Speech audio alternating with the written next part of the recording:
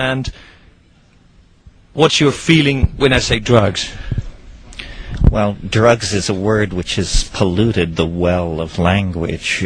Part of the reason we have a drug problem is because we don't have an intelligent language to talk about substances, plants, psychedelic states of mind, sedative states of mind, states of amphetamine excitation. We can't make sense of the problem and the opportunities offered by substances unless we clean up our language. Drugs is a word that's been used by governments to make it impossible to think creatively about the problem of substances and abuse and availability and so forth and so on. In the minds of the people, the word drugs, which was once used as healing medications, and still drug companies that make, Tylenol are considered very legitimate. Well, so it's a kind of a paradox, isn't it? Drugs mean that which cures us and the greatest social problem of the generation. So there, right there, you see the schizophrenia involved in thinking about drugs. Apparently there are good drugs sanctioned by science and medicine, and bad drugs used by brown people in strange rites and growing in unusual plants in distant parts of the world. This kind of thinking, because it's naive, leads, of course, to social problems and bad politics and bad social policy. Your stance has been to at least look for what you call those strange plants and strange substances in strange places. You originally were a botanist, or you still are. Yes, and from the time I was very young, I was fascinated with the idea of extremely dramatic changes in consciousness from which one recovers after a few hours, induced by plants. And I discovered through the writing of Aldous Huxley and other people that this was a worldwide religious and cultural phenomenon that my own Catholic middle-class upbringing had completely overlooked and denied, and I've been fascinated with it ever since. You know, it's a bit like sexuality. It's something which the Calvinist intellect would just prefer didn't exist, but in fact, the phenomenon of being human beings in animal bodies with a relationship to nature makes it important for us to address these altered states of consciousness and the plants, the substances, and the cultural institutions that come into being around these things. Your thesis in many books has been that these substances have had a far greater influence on culture, and still have and will have, than most people would like to accept or like to see. Yes, I mean, to my mind, human history is the story of one substance after another distorting or transforming human values and society. A perfect example would be sugar. Most people don't even think of sugar as a drug, and yet we may think cocaine distorted moral and political values in Latin America, but sugar brought back slavery. Slavery actually died with the Roman Empire. Nobody worked agricultural products with slaves in the Middle Ages. It wasn't until the early 1400s that the Portuguese began producing sugar, and they used up Jews and prisoners, and so then they started buying human beings from Arab traders. And the Pope was in on the deal, and everybody was in on the deal. I mean, this is drug corruption of the central institutions of society on a massive scale.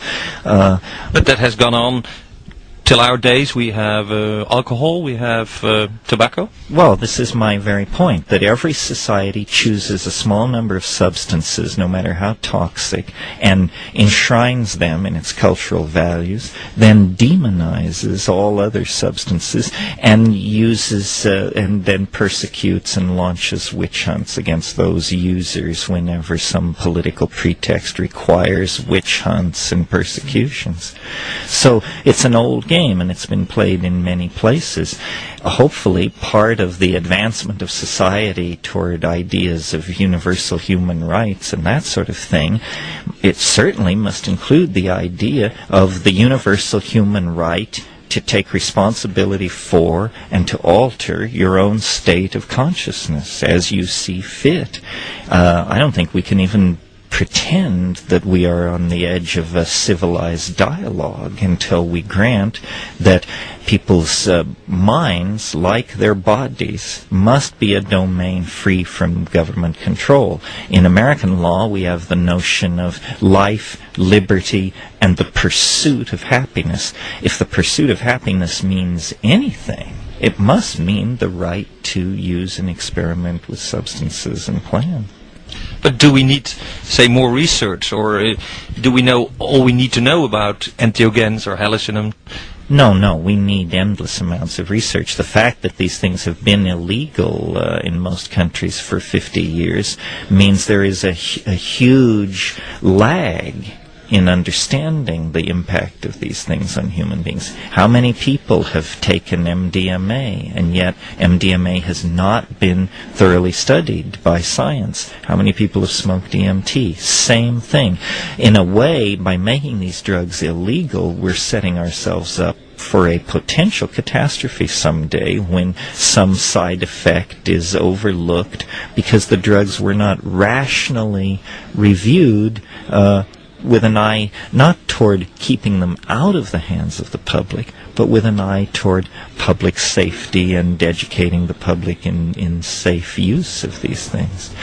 The state should not, in the matter of drugs, any more than in the matter of sex, act as the secret agent for the agenda of the church. And that's what's happening. People want to stimulate themselves. They want to explore their consciousness. They want to sedate themselves. Who are we to stand in their way with a moral ideology and the long, heavy arm of the law to interfere with that? It distorts civilized values. But that's the bottom line. Drug repression distorts civilized values and political discourse. Many people emphasize the bad effects of using, LSD, DMT. Do you think there are positive effects in general, and are there positive effects that are yet to be discovered? Well, yes. Anyone who has actually been around people using psychedelics know they have tremendous therapeutic potential, tremendous potential to launch people into confrontations with aspects of their personality or their history that they are in denial of. The people who hold that these psychedelic substances have no application have very little actual personal experience with them. It's the old story of my mind is made up, don't confuse me with facts. Would psychology be further ahead? Would you have learned more about the way the human mind works on itself in an interaction with others if the research, say, on the use of LSD or ibogaine or many of these substances would have proceeded in an orderly and what you could call scientific way? Yes, I think it's a great tragedy of 20th century science that the original excitement about exploring consciousness and mental illness generated by the discovery of LSD gave way to establishment paranoia and repression of drug-using populations. The excitement in psychology when LSD was first introduced was like the excitement in the physics community when the atom was smashed, and everybody thought, well, now we'll understand mental illness, schizophrenia, the memory, so forth and so on. And instead, the government lost its nerve because it saw that these substances have a potential for deprogramming people to institutional values.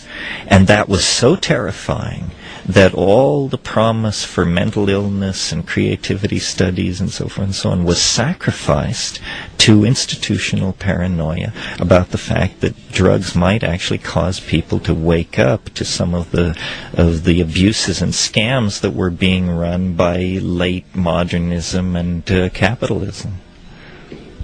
Clear. Thank you, Terence. Thank you.